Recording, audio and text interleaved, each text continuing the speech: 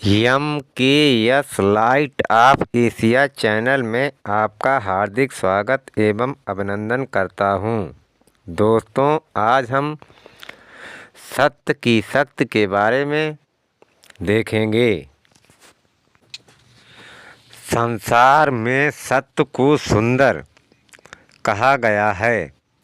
हमारे शास्त्र या ग्रंथ या पुरातत्व भी कहते हैं कि सत्य के लिए किसी से भी संघर्ष करने के लिए स्वयं को सदैव तत्पर रखना चाहिए।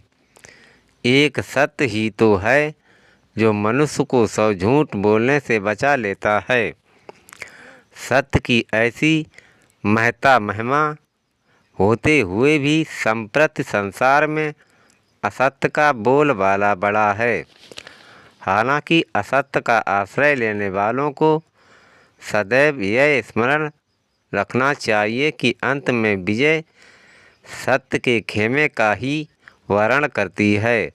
वास्तव में जहाँ सत्य है वहीं धर्म है और जहाँ धर्म वहीं विजय है।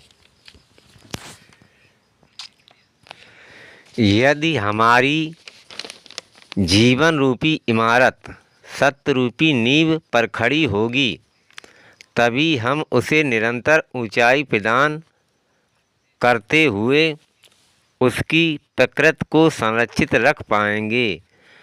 सत्य के महत्व पर बुद्ध ने कहा है कि सत्य को छोड़कर जो असत्य बोलता है धर्म का उल्लंघन करता है।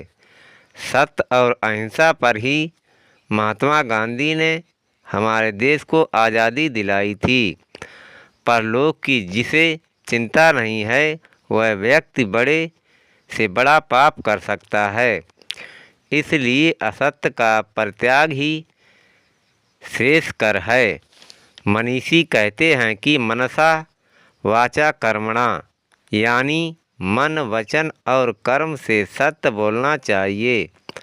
जो विचार मन में हो वही वाणी में भी होने चाहिए और उसी के अनुरूप ही मनुष्य का व्यवहार भी होना चाहिए।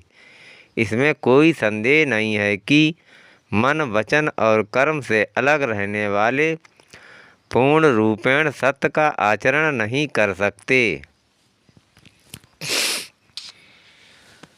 महात्मा गांधी जी जैसे महामानव सत्य को निरपेक्ष सत्य के रूप में ग्रहण करते हैं। सत्य को ईश्वर का पर्यायवाची बताते हैं। उसे अपनी नीति का अहम अवयव मानते हैं।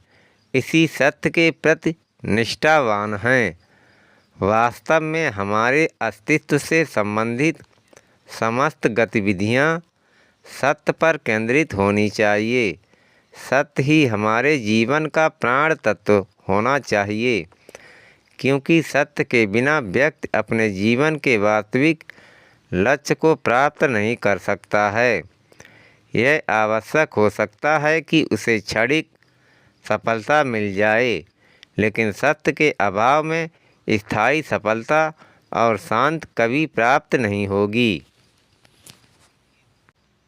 दोस्तों, सत्य की शक्ति के बारे में व्याख्या अच्छी लगी हो तो कृपया मेरा channel MKS light of Asia like, subscribe, comment and share करें।